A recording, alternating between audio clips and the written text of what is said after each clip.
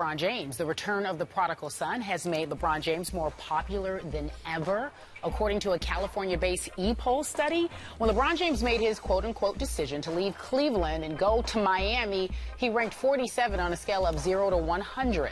But since he announced his return home, he's at 80 out of 100. Take a look at that. Now, here's just a side note. I know you get tired of the comparisons to Michael Jordan, but at his height of popularity, Jordan had 100 out of 100. Skip Bayless, what do you make of this?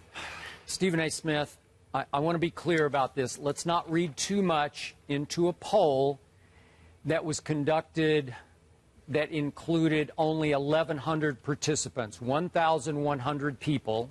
Ages 13 and up participated. So you have to say this is relatively unscientific. Now, I find the results very interesting, now that we got that out of the way.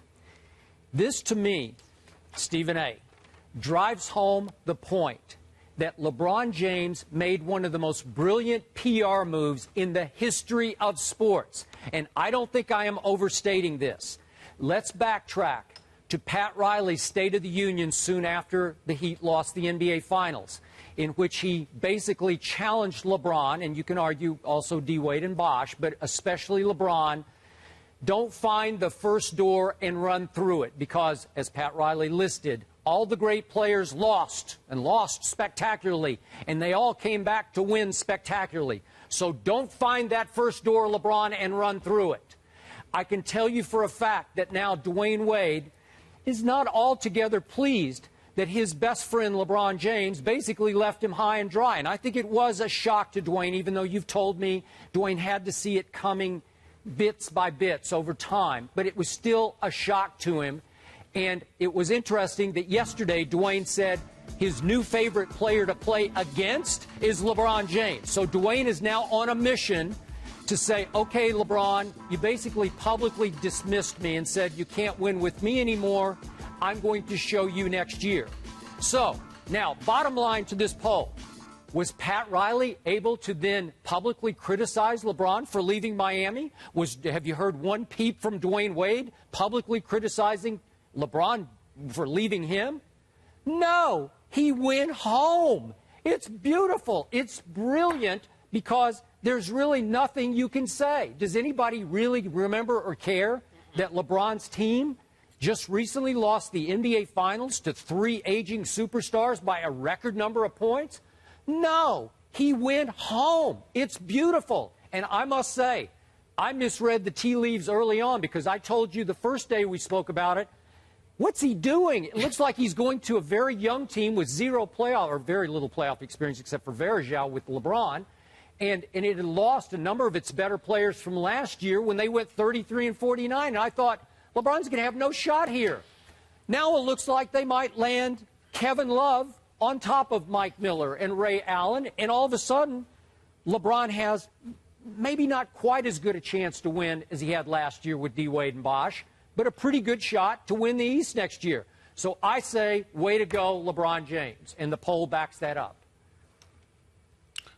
Well, the poll is it's a poll about popularity, Skip, and the fact of the matter is that he's done an incredible job of rebuilding his image. I think step number one was acknowledging that he had mishandled the whole decision thing. You know, that he could have handled things a bit better and manning up on that level. Obviously, the world was against him when he went to the finals the first year in Miami and lost to the Dallas Mavericks. But in the aftermath of that, once he stepped away from all of that, really zoned in like Pat Riley and those guys had preached to him to do, and just weeded out all the noise, he came back as a man on a mission. And then even then, his popularity was incrementally rising. But then they went to that Boston. To me, the turnaround for everything was when he went to Boston and dropped 45 and 15 in Game 6 of that Eastern Conference Finals against the Boston Celtics. When you see that photo, and they still have that photo, if you walk through the corridors of the American Airlines Arena in Miami, and you see a photo of LeBron kneeling over a little bit, looking just like a man possessed. And it was that kind of performance where I think that everybody had to step back and say, well, wait a minute here. We understand this man is great as a talent, but this dude just seems to be on another level. It's another mission right now. He just seems to be on another level. He drops 45 and 15. He looks like a man possessed. He completely takes over, and he saves the Miami Heat season and their shot at a championship, which they ultimately won.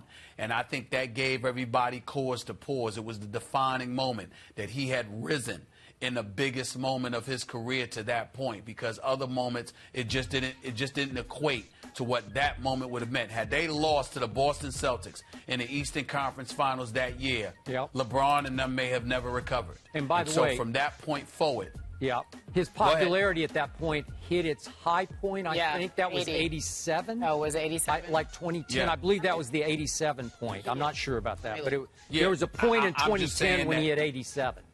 Yes. Yeah, I'm just saying that when he did that and he let the world know that he was on another level, now you got to remember this is America, and we love the reclamation projects. We want to root for the underdog. As great as he was, he ultimately, in the eyes of everybody, became an underdog, not because of his talent, not because they weren't expected to win, but because everybody was hating on him. And so you suddenly had people rising up and saying, "Look, man, you got to give this brother his props and you know, give him credit for, you know, just withstanding all of this momentum of criticism and what have you, and really elevating above it all." And that's what he's done, and he's been doing it ever since, not just on the court of play, but just in life. Some of the things he does in the community with his foundation, when he presented the ESPY Awards to Robin Roberts, which was a great moment. You just see a level of sensitivity and consciousness that he has,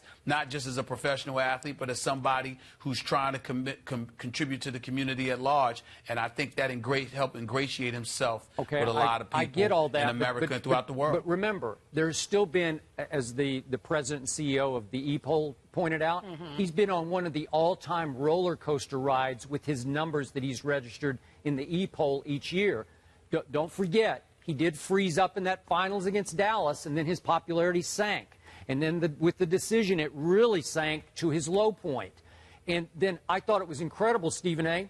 The CEO also made the point, as this poll got released yesterday, I think the loss to the Spurs actually helped him, says the CEO. It made him look more human. I mean, who knew you could go lose the NBA Finals by a record number of points and increase your popularity?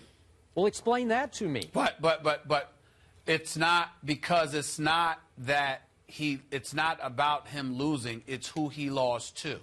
See, losing to the Spurs, it's a collection of individuals, an elite organization, an elite coach with a bevy of players that just swarmed you and it overwhelmed you. An individual, you know, as much of a Goliath as LeBron was, you had to ultimately succumb to a whole bunch of people, because a team is greater than individual parts. And so if LeBron had lost to Kevin Durant, if LeBron had lost to a Derrick Rose, if he were healthy and he was a superstar, if LeBron had lost to somebody, you know, that was just an elite player and they were simply better than him, that would have been different.